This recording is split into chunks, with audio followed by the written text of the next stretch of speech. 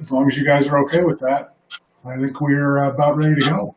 Yeah, just jump in at 12:45. That's perfectly fine, Charlie. Yep. Excellent, excellent. And recording is officially started. I'll edit out the first couple of minutes before we post anything, but we'll be good to go live here in just a moment. Okay.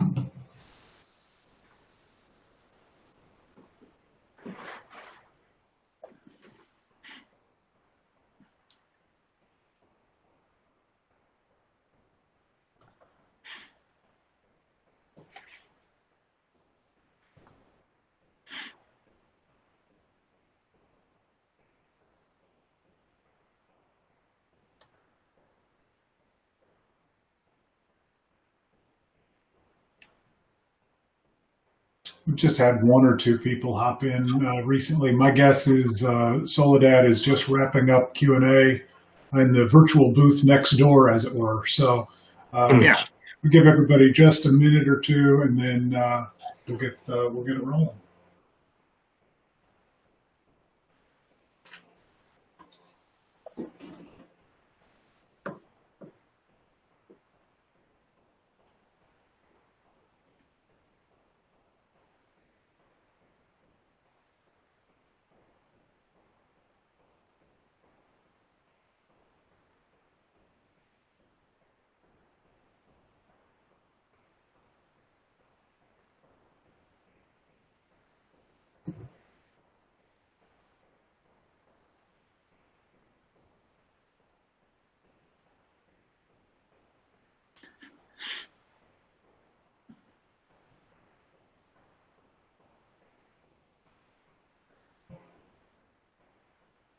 All right, well, let's go ahead and get started. First, thank you to everybody who is able to attend today's live webinar. This is number 4 in the DMA Delivers series. These are our leadership conversations with CEOs and C-suite leaders across the restaurant industry. Today, we're happy and delighted to welcome Jim Creel from Taco John. His conversation with Pat Mulhern will be recorded and available throughout the rest of MUFSO on the platform in our booths. So if you missed part of it and you'd like to stop back by, please do so. Pat, I'll turn it over to you so that you can introduce Jim fully. Thanks so much. Thank you, Charlie, and good afternoon. Let me first thank MUFSO for the opportunity to participate. It's an organization that's dedicated to the chain restaurant industry for years and years and been very good to operators, distributors, supply chain partners, manufacturers alike. So we're glad to be here. Second, I want to thank Jim for taking the time to do this. He and I have known each other for a number of years, and I just we hold Jim in high regard for the way he leads his organization, and certainly in 2020 and what we've had to deal with, I think it's been a quiet success story, and I know Jim's humble about it, but we'll try to draw that out of him a little bit today. Super pleased to have you, Jim. Thanks for being with us. Just a second on DMA for the MUFSO participants. We're a champion for the chain restaurant distributor. What we do day in and day out is we provide customized distribution solutions, and we define ourselves by the partnerships we have, most of which are long term. We've been doing it for 35 years, and coming up on 35 years, and we're hoping to do it many more. So we're lucky to have such a great portfolio of customers. Taco John's would happen to be one of them today, and we get better every year because of great customers like Taco John's, and being able to learn from our operators what it takes to make them successful. It's never been more important than in a pandemic, when our success is largely driven by your success. So as we think about your organization, Jim, before we kick in here, your success is ours. So, I mean, we have to do the right things to make your organization go in a time that's, been difficult for you. We're proud of our insights. We're proud of our analytics at DMA. We continue to be known for the reporting we provide. For 35 years, we've increased the number of DCs, distribution centers, to 58 now. We kind of go all four corners of the U.S. So a little advertisement about us. Let's get on to Jim, because that's what we're here to do today.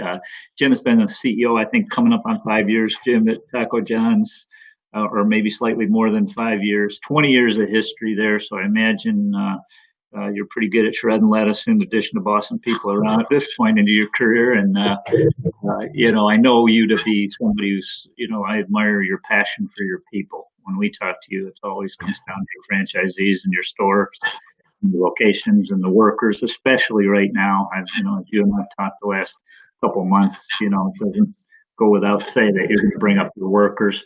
I also know you're passionate about your community. I think, your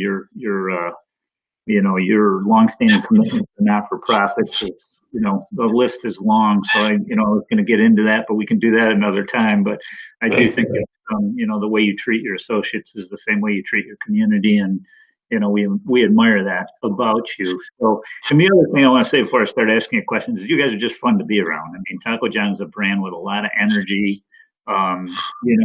It's, while we can get mad at each other and bat each other around a little bit, at the end of the day, it's about, can you get more guests? Can we get you what you need? Are we quick enough? Are we agile enough? Can we pivot as fast as you're pivoting? And you guys always make it fun to get around. So thank you. Tell us a little bit about Taco John's and your history to kick us off here, Jim. So Taco John's is 51 years old this year, and going strong. I've been with Taco John's now. This is my 21st year. And so it's a brand that once you become part of it, you want to continue to be part of it. Haven't even thought about leaving Taco John's, and wouldn't think of leaving it. We have employees who've been around for 30 plus years, and you just don't find that everywhere. We're going through some changes now, and we've opened a new satellite office in Minneapolis. Seemed like getting franchisees to Cheyenne, Wyoming just became a bigger and bigger challenge every year. And so we'll be close to about 200 of our stores based out of Minneapolis. We can get there in about 6 hours. So we're going through some growing parts right now, growing the office in Minneapolis, growing the chain. We've got some commitments for new stores coming up that we'll be announcing here in the near future that are pretty exciting. So. Yeah, well, thanks for sharing that. I know you have close to 400 or 400 plus stores, 25 states. So you guys are becoming, a very sizable brand, as you just described. And I know this, and I wonder if you'll comment on it. Going into the pandemic, you were already pivoting. You're pivoting around your brand strategy, around, just a lot more marketing. Obviously, your franchisee is very involved with you and helping you guide the company to kind of, a 2020, 2025 look and feel. So you were already on that journey, and then the pandemic hits. Talk about the pivot and how you guys have done so well in such a tough time with a lot of things going on coming into the pandemic. Right. We had switched advertising firms last year. We had a new look, utilized Adrian Weiss out of Chicago for our new building, uniforms, packaging, just everything. And we started the year, January, we were up 4.5% with positive transactions. February was 11.8 with positive transactions.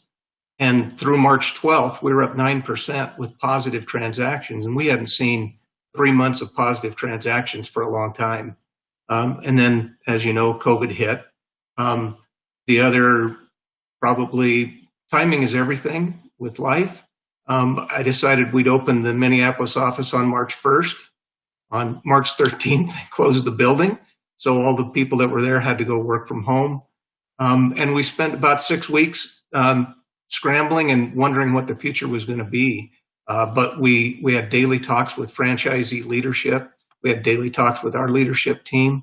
And we've now come out of the pandemic, and we've been positive since that initial 6 weeks. And so far this month, we're up about 7.5%. So things are really coming along well. We couldn't have done it without the franchisee leadership, without our own internal leadership, and honestly, without DMA. I know a lot of restaurant chains had trouble getting product. We've had a couple instances where maybe there were some substitutions, but we've been able to stay open and serve the customer because we surrounded ourselves with good people.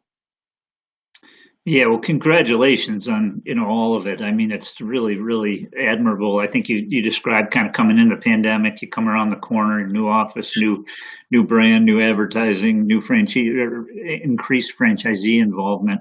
Talk about kind of how you think about priorities right now. You got a lot going on, and then there's a lot that all of us can't control right now. How do you think about keeping everybody focused, and what would you describe the priorities as being for you right now? Right now, I think it's the same as it's been. It's focusing on what the consumer needs.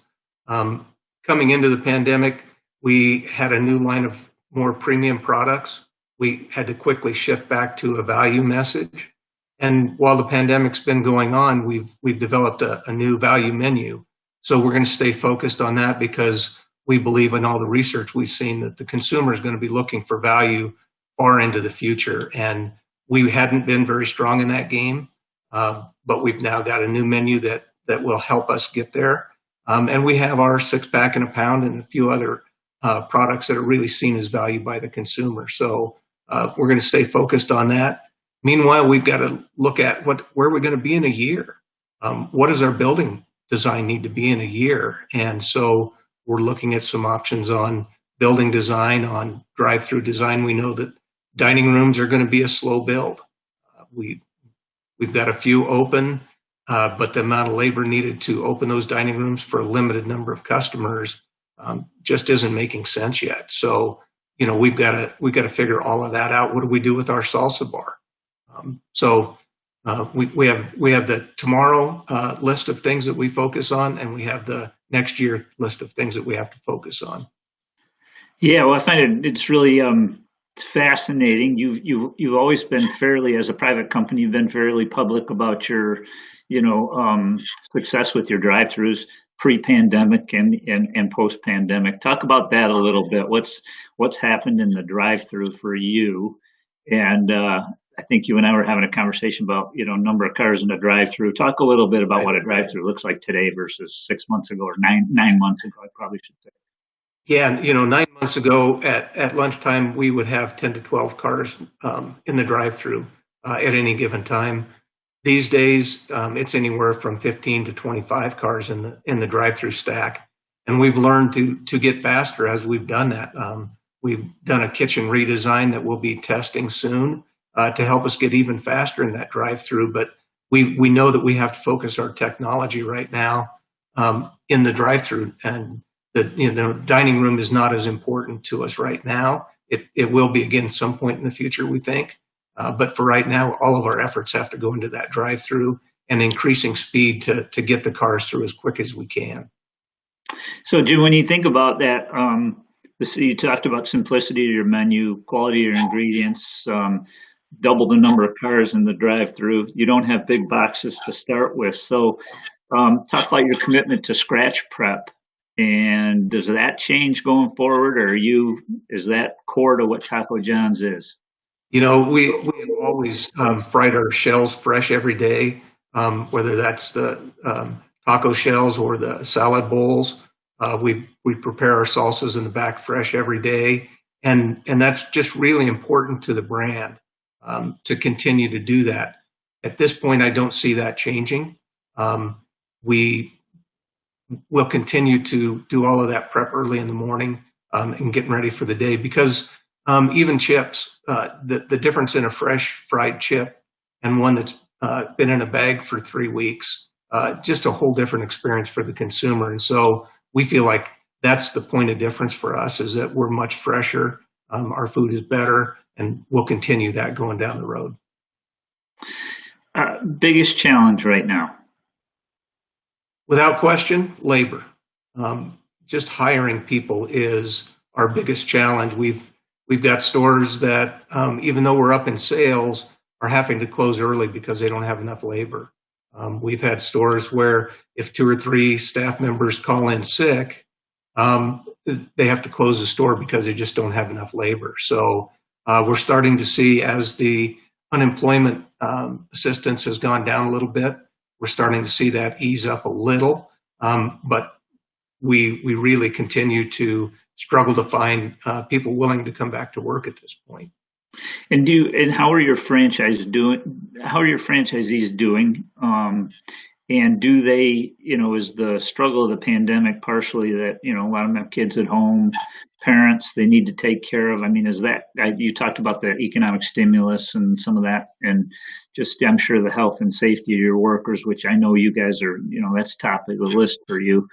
Do you feel like the pressure on your franchisees is anything you can do? What do you do to help them from the office? Yeah, well, we're trying to do recruiting videos for them and help them with onboarding electronically, anything we can do to help them gain employees. But I think everybody in our segment of the industry is in the same boat. It's just a struggle. And so some are paying a little bit more to try to get good people, and just keeping the message out there that now hiring, now hiring, now hiring. Yeah, that's great. Think about 12 months from now. One prediction, anything you talked a little bit about, we're working on today, we're working on this week, we're working on this month. I mean, you and I have had that conversation. Of course, as the CEO of that company, you've got to look ahead a year and say, I need to be prepared for what, or we need to be thinking about what. Is there anything that comes top of mind to you? I think the threat of a recession is very real for us right now in the foreseeable future. And so we have a task force that's set up to look at what do we do in a recession. If that were to hit next week, what do we have to do differently to help the consumer and to help our employees? Because it will affect everybody, not just our customers, but it will affect our employees and maybe our vendors. So we've got to be in a position where we're prepared for that recession if it comes, and we know what we want to do. Do you, I'm jumping around on you, but I only have a little bit of time with you, unfortunately, but thinking about, and I know you've read this, the chicken guys, the burger guys, the pizza guys are all killing it, right? They're all 0 to +10 over where they were prior year, and maybe even a few ahead of that.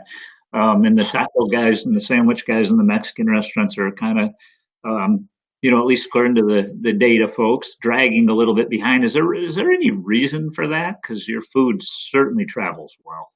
Yeah, it does travel well. I think we, in that our segment, the sandwich and specialty segment, probably didn't jump on the delivery and mobile ordering bandwagon as quickly as some of the pizza guys and the chicken guys. That's just what they've done. They also were prepared with family meals, where we've developed some family meals now, but we weren't quite there. 2019, we started our mobile ordering and delivery, but we had a small percent of the chain that jumped on that. Now we're up to over half the chain that has gotten on that bandwagon. I think that'll help us going forward. For our chain in particular, I think it's been helpful that we're not on the coast. We're in the Midwest.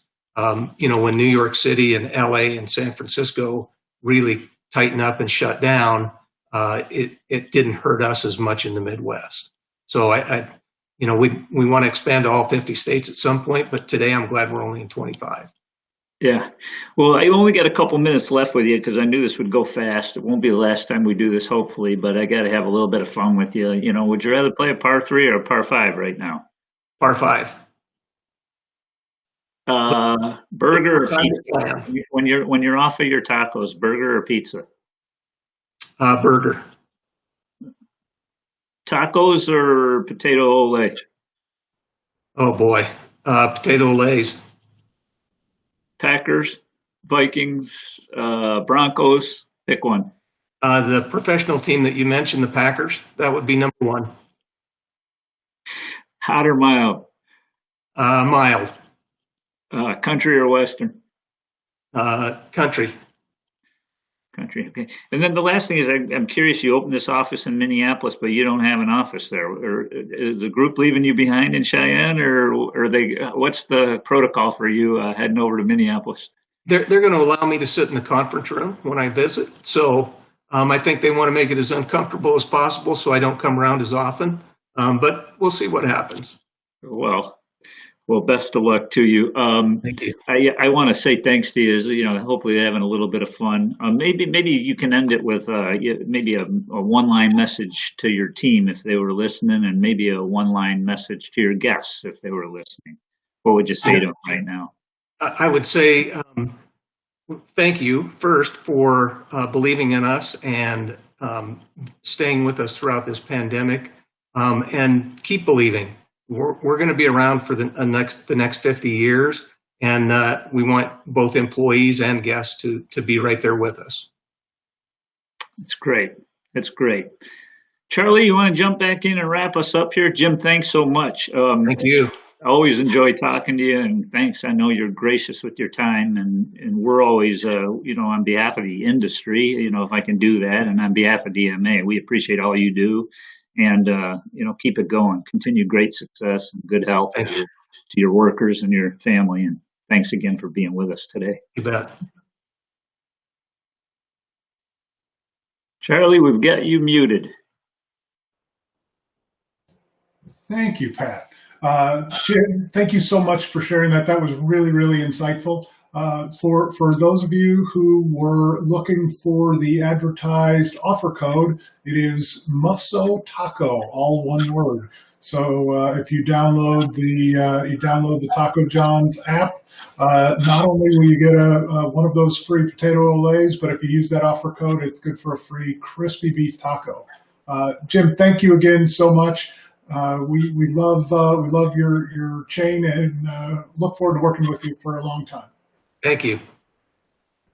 Thanks a lot, Jim. Charlie, thank you. Have a great day, y'all. You too.